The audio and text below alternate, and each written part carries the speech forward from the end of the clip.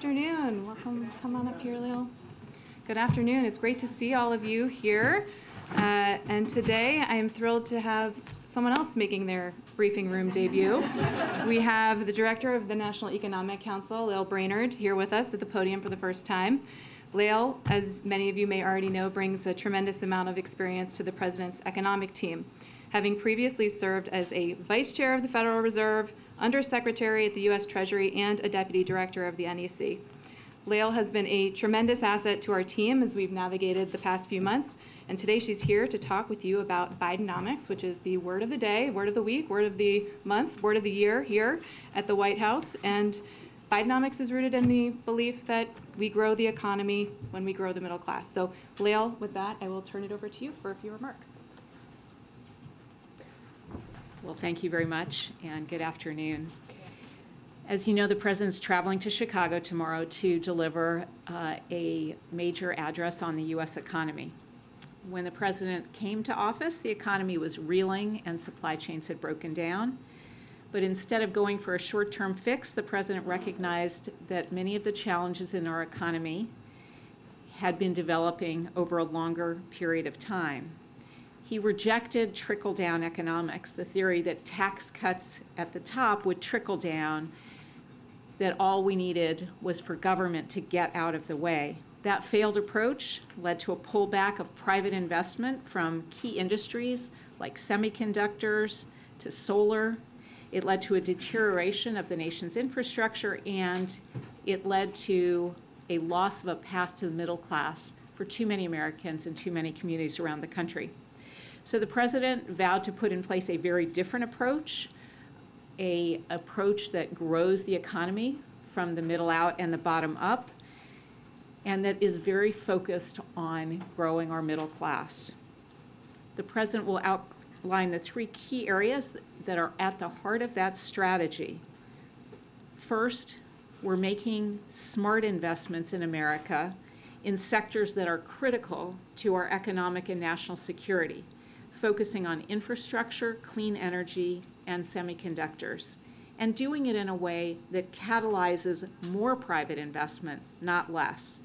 The President's historic legislation has already catalyzed about $500 billion in private sector commitments, and I think it is on this chart that you can see we've seen a boom in private sector spending on manufacturing construction since the President's investment agenda was enacted.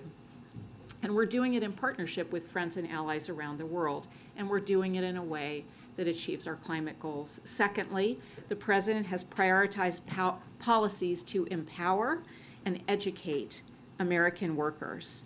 The President will highlight the historic labor market recovery and what it's meant for workers and families that were too often left behind in previous recoveries. He'll talk about the steps that his administration is taking to educate and empower American workers, with a focus on developing skills for the jobs of the future, including those that don't require 4 years of college, by supporting unionization and creating apprenticeships, among other steps. And finally, the President is going to talk about the importance of promoting competition, both to lower costs and to provide a level playing field for small businesses by doing things like getting rid of non-compete clauses, bringing down costs from insulin to hearing aids, and focusing on junk fees. And he'll note all the ways that his plan is working. Since the President has taken office, 13 million jobs have been created. The unemployment rate is near historic lows, below 4% for the longest stretch in nearly 50 years. And we've received record low unemployment for groups that too frequently have been left behind. The share of working age Americans in the workforce is higher now than it has been for 15 years, showing that decisive policy and a strong economy can bring more people into the workforce. And you can see that here. Real incomes are up, especially for lower income workers. Small business applications are at record high. And today, while we have more work to do, inflation's been coming down for 11 months in a row. So with that, let me wrap up and I'll take a few questions. Okay. Thanks, Lil. Question for Lil? Yeah. Francesca. Thanks so much. So in the memo that the White House released, you pointed to a stronger economic recovery from the pandemic compared to other major economies, lots of good jobs, and putting the middle class in a better position than it was pre-pandemic. But which of the policies, the president's policies, specifically led to those outcomes? So I think the sum total of the president's policies, the 4 historic pieces of legislation that he's passed, along with a slew of administrative actions together, are leading to investments in industries of the future. They're leading to great new job opportunities, and we see those in places like Weirton, West Virginia, where we're seeing an iron ore battery plant opening on the site of an old mill that, when it shut down, lost jobs in that area. And of course, we're also seeing it in the steps that are being taken to increase competition and to create better opportunities for small businesses. So it's really the sum total of all 3 prongs of his policies that are working to create a strong economy, but also an economy that will be resilient for the long term because we're investing in infrastructure. And just yesterday, as you know, the president announced over $40 billion in investments in high-speed internet as part of an overall program over 2 different laws that is going to lead to every household in America having access to high-speed internet, which is very similar to the approach that we saw in the Rural Electrification Act undertaken by Franklin Delano Roosevelt. Andrea. Yeah, thank you for being here. I wanted to ask you about this boom in construction manufacturing and whether you think that, in combination with the new housing starts that we saw, where the numbers also went up in May, will lead to some relief on the housing price issue that could help with inflation. And then I want to ask you about the overall outlook for the economy, whether you're more confident now that there will be a soft landing and that a recession could be avoided.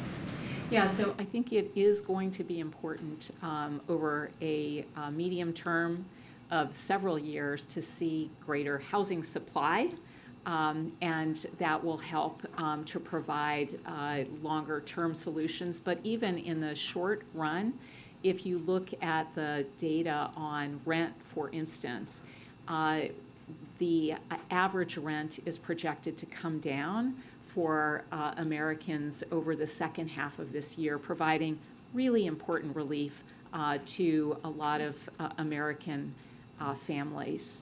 What was the second part of your question? Can a recession be avoided?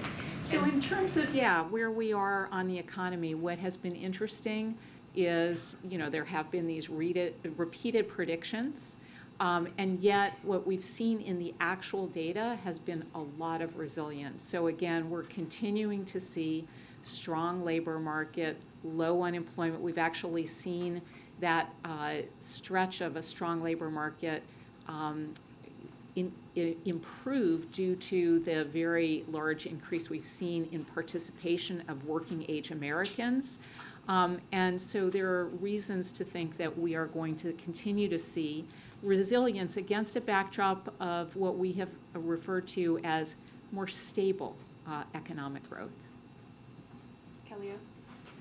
Thanks for being here. When you look at the overall picture with respect to office space in cities and how that has been an issue with the changing way people work, do you see that as having an impact on the economy if those buildings, can't be sustained, the companies and the banks that are involved there? And with the kinds of projections you're doing for the infrastructure building and the broadband and all of that, when we have such a tight labor market, where do you foresee that pool of workers to be, and can it be satisfied? Yeah, so in terms of commercial real estate, this is obviously an area that we've been tracking closely. Within commercial real estate, it's really that segment that you referred to.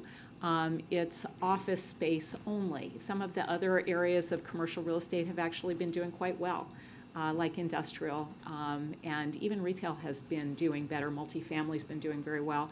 But yes, some areas, office, is now adjusting to different patterns of working, more remote work potentially. So that needs to work its way through. And of course, we're very attentive to where those financial risks may lie, and so far they seem to be being managed pretty well, but we're going to stay focused on that. And the second piece was matching workers with jobs. So the President's agenda includes a lot of initiatives that are intended precisely to make sure that our workforce in the places where we're seeing those investments is skilled and is connected to those jobs. And so we talk about registered apprenticeships. The President just traveled to North Carolina to participate in meetings at a community college that was part of a consortium that resulted from his legislation. And those students are being connected directly to these jobs associated with investments in our manufacturing sector, and in some cases going back to high school level curricula.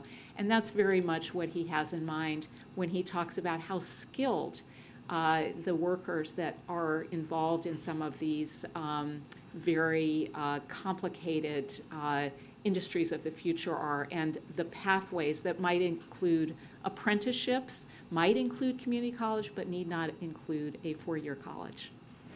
I know your time is limited. Thank you so much for Thank joining you. us here in the briefing room today. Thank you Leo? very much. Yes, please come back anytime. So I just have one piece of brief news at the top before we get to questions. Today, the Biden-Harris administration is announcing a new security assistance package for Ukraine as we continue to stand with the people of Ukraine as they defend themselves from Russia's brutal invasion. This package includes key capabilities that will support Ukraine's counteroffensive operations, such as mine-clearing equipment, armored vehicles, and artillery rounds. It will also strengthen air defenses to help Ukraine protect its people from rocket attacks and provide Ukraine with additional anti-armor systems and ammunition for the HIMARS rocket systems that Ukraine is using so effectively on the battlefield. This is the 41st drawdown of equipment from the DoD inventories using presidential drawdown authorities for Ukraine that Congress approved last year with strong bipartisan support.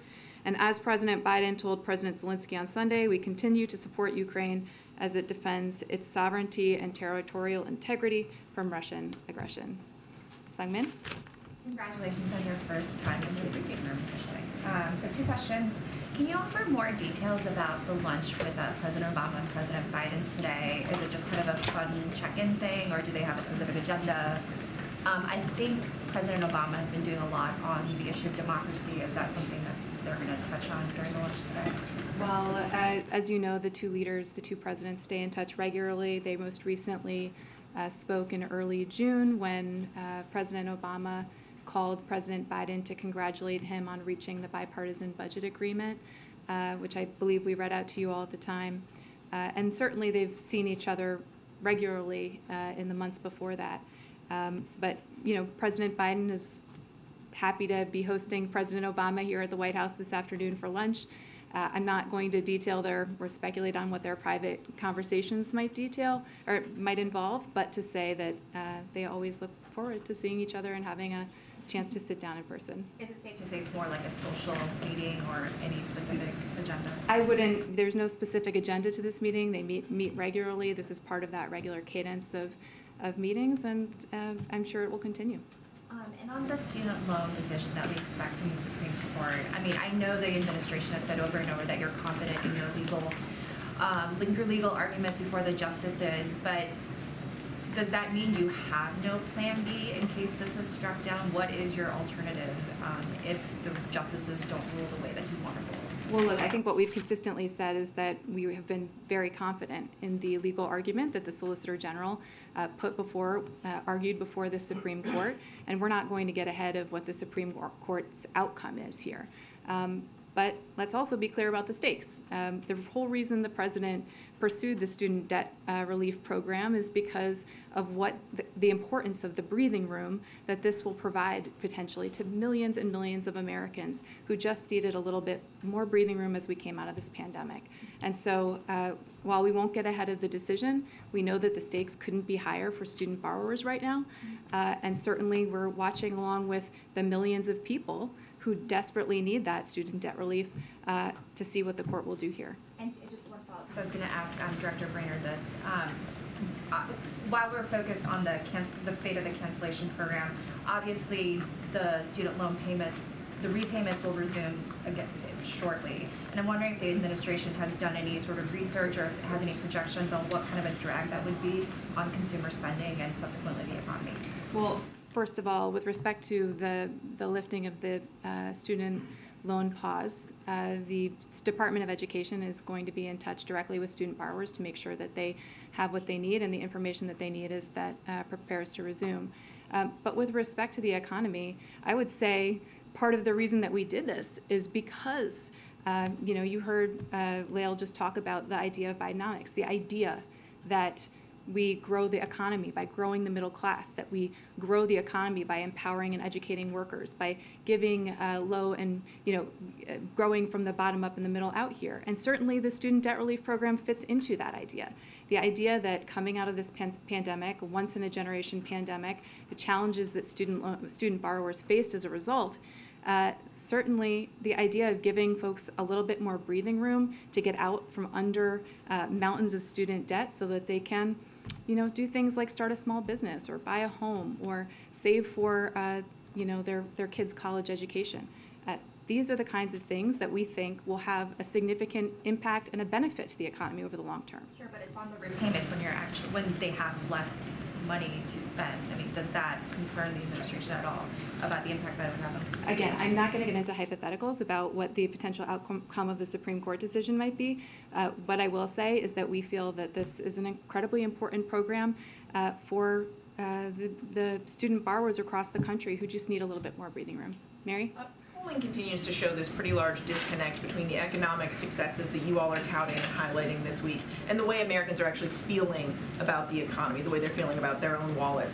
Inflation and recession fears continue to be a pretty big pull on the president's popularity. So why do you think that is, and is this big rebrand going to be enough to bridge that divide and turn things around? Well, what I would say is that the president's economic policies are incredibly popular. When you ask people what they think about investing in our roads, bridges, and airports, when you ask people what they think about educating and empowering workers, when you ask people about how they feel about reshoring manufacturing jobs and investing in America, those things are incredibly popular. And we find that when we go out and we talk to people about it, they support bidenomics. And so that's exactly what the president is going to be doing in Chicago tomorrow. And that's exactly why we're talking to Americans about everything that he's doing to make sure that we grow the economy by growing the middle class, give people the support that they need to grow our economy for us. And yet, despite those numbers that you just cited, I mean, according to our last poll, 54 to 36% say Donald Trump did a better job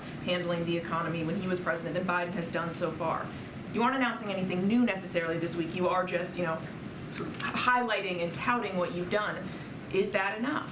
Well, what I would say to you is look at where we were when we came into office, when after 4 years of Donald Trump, unemployment was over 6%. And today, we are standing here at a time where unemployment is at historic lows. We've seen inflation come down by 50% over the last year. 11 months straight, inflation has come down. We've recovered, our economy has recovered faster than any major economy in the entire world. And that's happening because of President Biden's leadership, because of the economic agenda that he's put forward. 2.5 years into this administration, we are just seeing the first impacts of all the historic legislation that he was able to achieve in the first couple of years. We're seeing shovels in grounds. We're seeing private investment come back to our country. We're seeing millions of jobs created.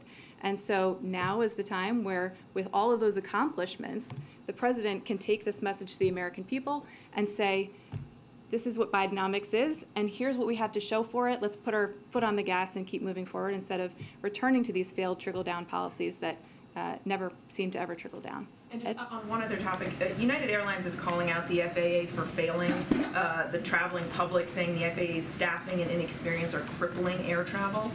What's your response, and are there any steps, emergency steps, priority steps that can be taken to manage some of this chaos out there? I think, look, across the country over the last couple of days, we've seen some really severe weather. Millions of people have been impacted by that, seen it up close. I know people who had multiple canceled flights yesterday as a result of the extreme weather that we're seeing. The people at the FAA, the men, women of the FAA, are always willing to work collaboratively with companies to solve the problem. And I would just say that I know that the FAA is speaking to this and stands ready to work with companies to address any issues they're facing. I want to go back to the two subjects that just come up here. First, on the economy, you and this White House continues to point out that on individual issues that have been passed or that are being implemented, they are popular with the American public. Why does the White House think consistently, however, that Americans grade the president so poorly on his handling of the economy? Well, look, I just said that we're just starting to feel the impact of the president's economic agenda over the last couple of years. I mean, he in the span of 2 years' time, passed bipartisan infrastructure law, the Inflation Reduction Act, CHIPS and Science Act, and now we're starting to see we are reaching the implementation phase where people are seeing 35,000 infrastructure projects and shovels and grounds across the country, where we're seeing $490 billion in private sector investment coming back to the United States and reshoring of hundreds of thousands of manufacturing jobs in cities that had been hollowed out for generations. So people are just starting to see the impact of all of the successes of the last couple of years under this president's economic agenda. And now is when we're able to not only talk about what the president's agenda is, but point to the results and the fact that we have to keep our foot on the gas, as I said, to keep ourselves moving forward here. Some version of what you just said has been said by this White House, though, most of the year. So at what point are the American people going to see this, or are they just not paying attention to what's being done? Are they not being patient enough? Look, I think the people all across the United States of America are starting to see shovels and grounds in their communities. They're seeing the president announce, as he did on Monday, a commitment to connecting the entire country through high-quality, affordable broadband access, which is going to make a difference in the lives of millions of people. And so, as we get farther into implementation, people are going to continue to feel that. They're going to continue to see that, and they're going to continue to hear from this president about how we're going to continue to make progress for them. Real quick on student loans, though. Do you have to those Americans who have those student loans that are waiting for the forgiveness or have enjoyed the forgiveness, or to those that are perhaps opposed to the program at all, what would be your message to those, especially with loans, who are waiting as anxiously as the White House is for a decision? That President Biden has fought for you every step of the way. The student debt relief plan he announced to give millions of student borrowers who were buried under mountains of debt a little bit more breathing room coming out of this pandemic.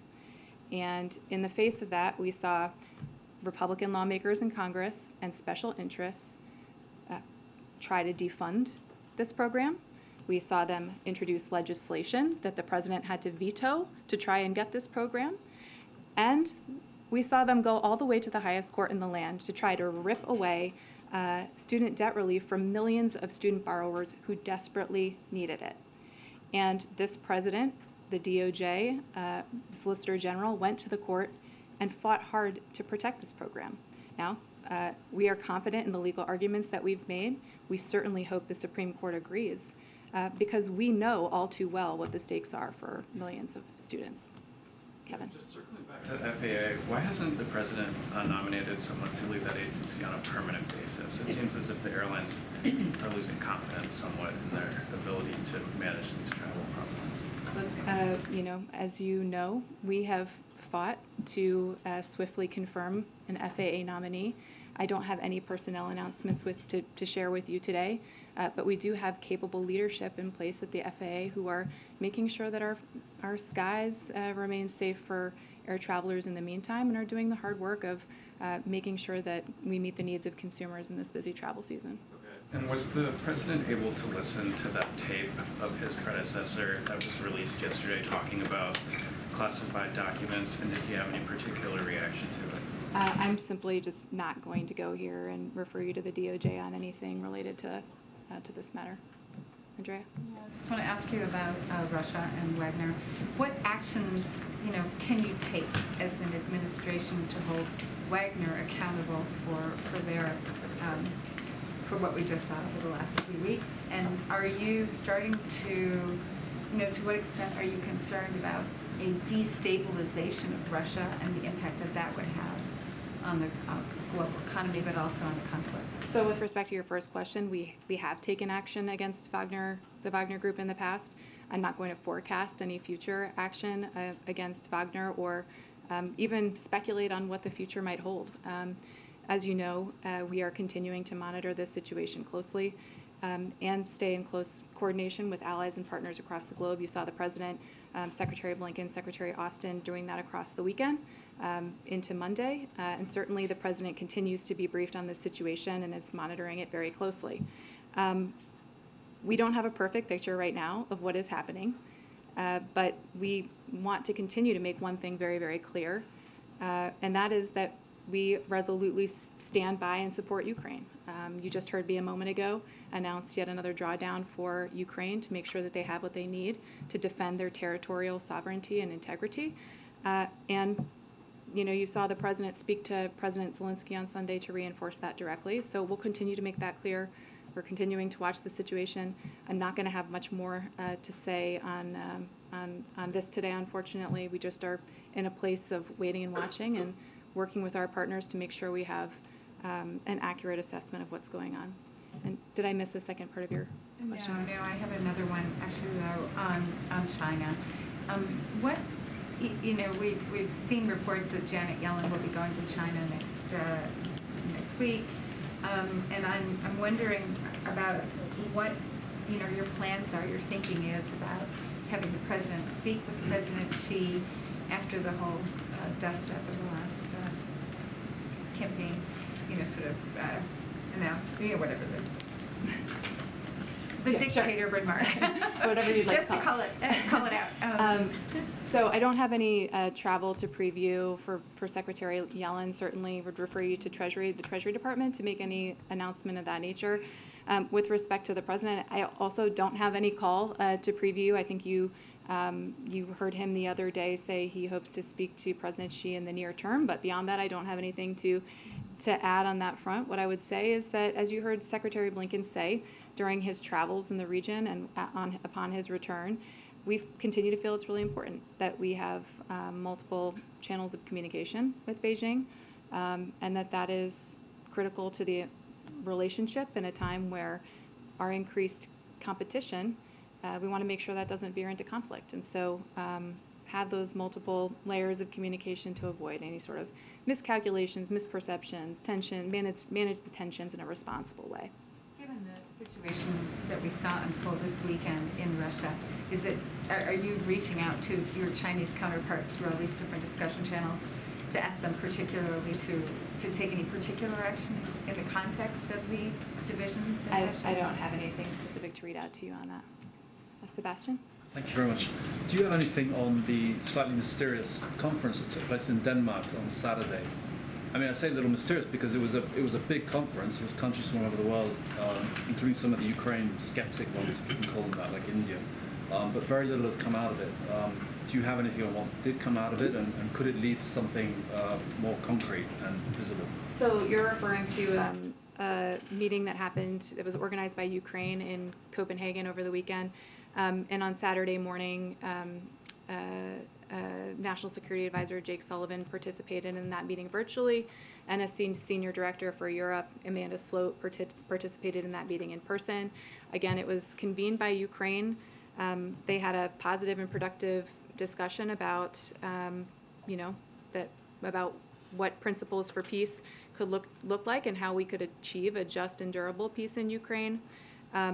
And the attendees broadly agreed that we want to see this war end swiftly, and we want to ensure that everybody continues to respect the fundamental principles of the UN Charter And that includes the principles of sovereignty and territorial integrity. Beyond that, I don't have anything to read out to you. This was a meeting convened by Ukraine, and would refer you to them for other participants and details. Merrick? Thank you, Olivia. I have two questions for you. I would like to follow up on Andrea's question. There are alarm bells are ringing in Poland and Baltic states because of the movement of Wagner Group troops to Belarus. And Polish president just today called it a relocation of Russian forces. So is it at all possible that the whole mutiny was just a cover for moving Wagner's troops to Belarus? And what's your reaction to those concerns on the eastern flank of NATO? So I'm not going to get into any sort of speculation about this situation. We're continuing to monitor it closely, and all I'll say is that, rhetoric around nuclear weapons is, we've seen coming from the Russians is highly irresponsible. And that said, we've seen no change, no reason to assess that their nuclear posture has changed, and no reason to change our own nuclear posture. With that said, we remain committed to the collective defense of the NATO alliance, which of course includes Poland, and we are going to stay in close touch with our partners and allies to make sure we continue to monitor this closely and responsibly. And to follow up on nuclear weapons, President Lukashenko said today that a significant part of the nuclear weapons have been brought to Belarus. Can you confirm that, and that in fact it happened? And if true, why the U.S. is not changing its nuclear posture in response to Russian change in their nuclear posture? John yesterday sounded like a little bit dismissive about this movement. Yeah, I can't confirm that for you. Mike? You've talked a lot today back on the economy about what the president has already done in the last 2.5 years. That, of course, a lot of the president's agenda was left on the table. Child care, ending Trump tax cuts, that kind of thing. At what point, and obviously it's not this speech, but at what point does the president have to pivot to be talking about specific proposals for new things that he wants to do in a potential second term, or even in the latter part of this term? And why isn't if this, I think Corinne yesterday called it a cornerstone speech or something like that. Why not use this opportunity, you're obviously building up the speech, to do some of that, to talk a little bit about new specific proposals? Well, look, part of what we're doing right now is implementing so much of this legislation, right? I mean, we launched a couple of weeks ago invest.gov, where you can go and you can actually see where all the private investment that's coming into the United States, where all of these 35,000 transportation projects are springing up across the country, that is now underway. And we're focused on implementing the incredible pieces of historic legislation this president has gotten done over the last 2.5 years, and making the case that this is the kind of strategy we need to continue to put the pedal to the metal on, so that we can continue this economic progress and not risk undercutting all of that. Because as we've seen, House Republicans continue to try to repeal the IRA, and the progress that we're making in investing in clean energy and manufacturing, reshoring jobs in America. They're continuing to push for unpaid for extensions of the Trump tax cuts, which would add $3 billion to our deficit, send jobs overseas, and undercut the progress that we've made. So this president is laser focused on, the historic progress that we've made, the historic legislation we've made over the last 2.5 years, and making sure that we implement that right now successfully, so that we can continue to keep our foot on the gas, as I said. Does this administration think that's enough, or at some point, does the administration think he has to lay out his next vision? Well, so today we're focused on tomorrow and laying out bidenomics and talking to the American people about what that is, how it's taken shape, and how it's made a meaningful impact in their lives. That's what we're focused on for the moment. I don't have anything to preview for you in the way of future economic announcements, but look, we believe there's really substantial progress to be proud of here. 13 million jobs, 12 million new small business starts, wages that are rising now as to where they were at the beginning of this administration. Their wages are rising now, even when adjusted for inflation. There are a lot of reasons to see positive signs in this economy as a result of what the president has done, and we want to keep that going. Go ahead, Jerry. Thank you. So on that speech tomorrow, is bidenomics kind of like the message here that as it relates to inflation, as it relates to a lot of the issues that you guys were dealing with over the last few years, that the worst of it's over? Is that what we're going to hear from President Biden? I am definitely not an economic forecaster. I'm not going to get out my crystal ball. I think, as you've heard Lael just lay out really clearly, however, we've seen a lot of positive signs about inflation moderating. Inflation coming down by 50% over the last year, declining for 11 months straight. Certainly when you look at where other major economies in the world are, the United States has a lower rate of inflation right now than any other major economy. And so that tells us that we are on the right track here, and we've got to continue to keep our foot on the gas. Does the administration share the baseline view of the Federal Reserve that 2% inflation is the goal? I, as you know, cannot comment on the independent monetary policy set forward by the Federal Reserve, so I'm just going to leave that there. Ed, go ahead. Thanks, Olivia. So the Federal Reserve says inflation is double what the Federal Reserve would like to see, and they believe the unemployment rate will go to 4.1%. So how is Bidenomics not an era of high inflation and rising unemployment rate? Well, take a look at where we started and where we are now. That's the easiest answer to your question. When we came into office with the global economic headwinds of COVID that were then compounded by the disruptions we faced when Russia invaded Ukraine and disrupted global food supply chains, global fuel supply chains, sent inflation soaring around the world. Right now, the United States is in a better position on inflation than any other major economy. And why is that? It's because the president took a number of swift and decisive actions to make sure that we got our economy on track, that we got ourselves open and chugging along again. And today, as a consequence of that, we see record low unemployment, record new small business starts, inflation that, again, is lower than any other major economy in the world.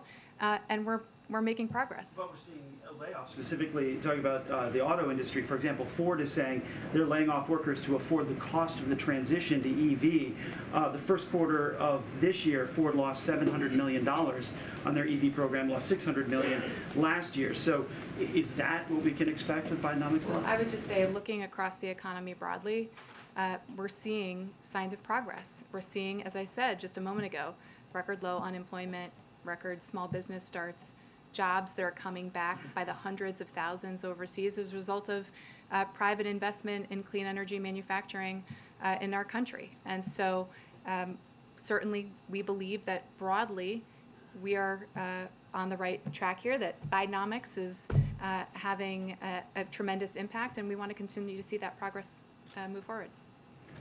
Go ahead. Does the White House have a response to Ron DeSantis' proposal to use lethal force against drug cartels trying to cut through the border wall along the southern border? I've got to be really careful from here in talking about declared 2024 presidential candidates as a result of something that you all know. It's called the Hatch Act. It prevents me from doing so. But what I will say broadly is that with respect to immigration, this president came into office introducing a comprehensive immigration reform, sought and received and was able to obtain record border security funding, was able to put in place a series of policies that expanded legal pathways for migration, that dealt with our border situation, and has now resulted in a significant decrease in unlawful border crossings since the lifting of Title 42. And he's done all of that without the help of Republican governors around the country or Republican lawmakers in Congress. And so we think that this is a serious issue that demands leadership, and that the president is providing that leadership. And we just hope that Republicans will find their way to the table. On the policy itself, do you think, putting aside Ron DeSantis' proposal of it, do you consider that the use of lethal force against, he says drug cartels, do you consider that draconian? Going I haven't seen the details of this policy, and I'm not going to speak to it specifically, also given my Hatch Act concerns, but I'm happy to take it and come back to you if I can say anything about it. Jackie, go ahead. Thanks, Olivia. What message is the president trying to send to the American people when he invites his son to the state dinner and Camp David, as we saw this past weekend, amid everything he's going through? Every president of the United States has invited their family to state dinner. This president also has a family. He is no different. And beyond that, I'm just not going to engage on this. The former White House Press Secretary, Jen Psaki, acknowledged that optically that might not have been easier for the White House. Can you elaborate on that at all? The decision to invite the president's son amid everything that he's going through and what challenges that poses for this White House to explain? Like every other administration, like every other president, this president has a family, and he did exactly what many prior administrations have done. And beyond that, I really don't have any comment on this. Go ahead, Catherine. Thanks. You've mentioned a couple times the idea that people are just starting to feel the impact of the president's economic policies. Does the administration have an assessment of how long it will take for these policies to sink in, and will it be before the next election? Well, look, I'm not going to speak to future elections from here, but this president is, as I said, we have already seen the strongest and fastest economic recovery of any major economy in the world. So we've already seen, I just talked about the millions of jobs that have been created, the millions of new small business starts. So we are on track. We are making progress. All I'm saying is that the president is really laser focused on making sure that we implement his Invest in America agenda and continue to, as I said, make sure that we keep accelerating forward. I just want to try once more on the layoffs at Ford. I don't know if you have any comment on the layoffs themselves, and is the administration comfortable with the idea that jobs could be lost in this process of transitioning to electric vehicles? Well, look, certainly anytime somebody loses a job, loses a paycheck, that's something we're concerned about. The president knows that deeply and personally, what that is like for a family. And so certainly anytime we're hearing about layoffs in the economy, we're concerned about that and monitoring that and looking at that. But what I will say more broadly is part of the reason why the clean energy investments that the president has made in our economy are so important is because we are simultaneously moving his ambitious climate agenda forward, but also bringing clean energy jobs and manufacturing jobs and supply chains back to the United States by the hundreds of thousands. Again, anytime we hear that somebody has lost a job and a paycheck, that is something we take very seriously and don't want to diminish, but we're making progress here, and we think that's important to lift up too. Courtney? Thank you. On child care, the Commerce Department is requiring certain recipients of CHIPS funding to provide child care to their workers. I know you've been talking about different infrastructure investments today. Lyle was talking about that as well. I know the White House is also looking at other ways to replicate that idea to expand child care when it wasn't put in the Inflation Reduction Act.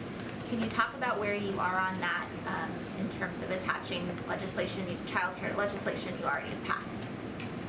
I'm going to have to take that. I just don't have an update for you today on that. Go ahead. Thank you, Olivia. I've got a quick question about the lunch and then a couple follow-ups from last week. About the lunch, President Obama reportedly told President Biden ahead of 2020, quote, "You don't have to do this, Joe, you really don't." Can you say if a similar message was shared today? I can't, and I don't know what you're referring to. Regarding whether he should continue to serve in public life. I don't know what you're referring to, and I don't have any comment on it. And the follow-ups on last week, does the White House believe Attorney General Garland committed perjury when he testified under oath that Delaware U.S. Attorney David Weiss could bring charges outside his district? I don't have any comment on this. Anita? Go ahead. Within 10 days of... Stephen, I'm moving on. Anita?